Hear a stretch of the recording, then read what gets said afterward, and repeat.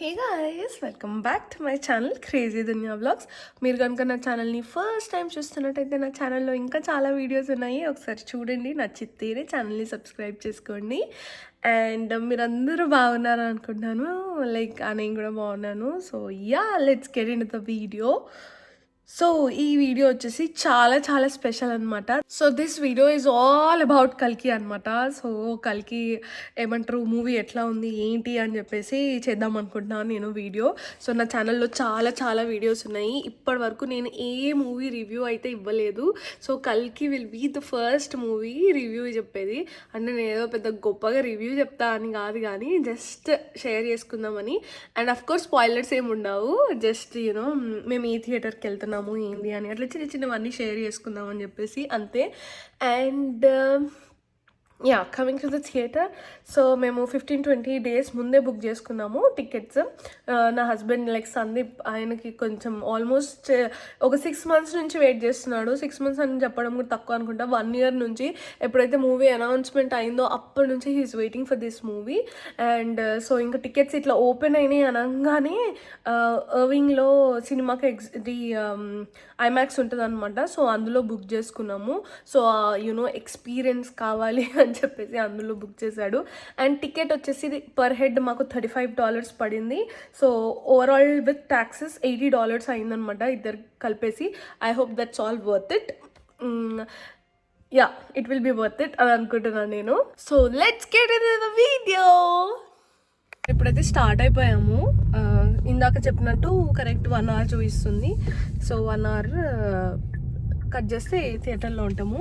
And so నేనే ఇట్లా full ఎగ్జైటెడ్గా మాట్లాడుతున్నా కదా, ఇక్కడ ఒక ప్రాణం నాకన్నా ఎక్కువ ఎగ్జైటెడ్ ఉందన్నమాట.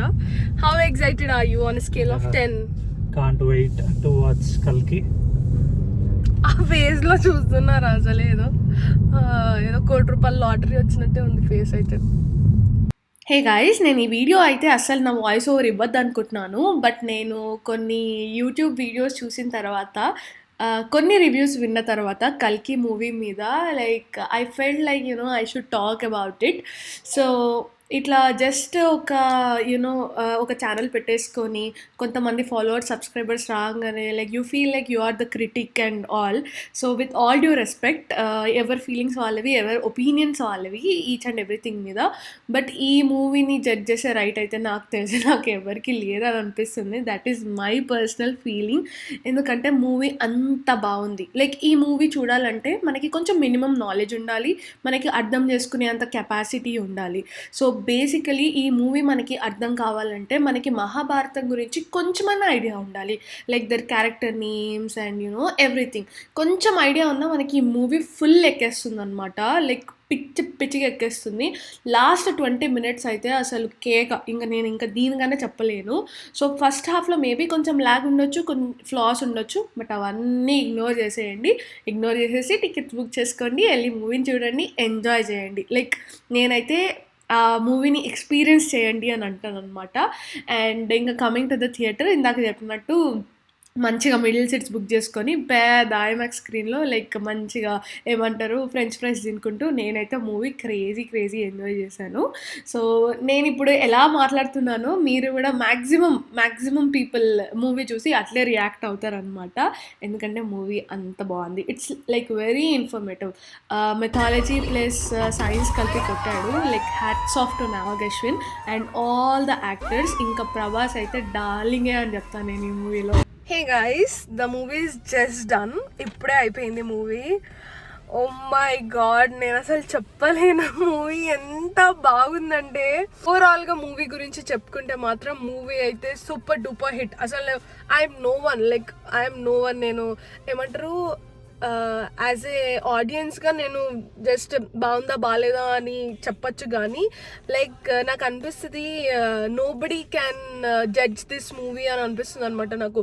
ఇప్పుడు క్రిటిక్స్ కూడా ఐ డోంట్ నో వాళ్ళు ఎట్లా రాస్తారు, ఏం చేస్తారు అని చెప్పేసి నాకు తెలియదు, కానీ మూవీ స్టాండర్డ్స్ కానీ, ఈ మూవీలో ఉన్న సీన్స్ కానీ, actors acting, music, like A to Z everything is top notch. Movie చాలా చాలా బాగుంది, చాలా సస్పెన్స్ ఉన్నాయి.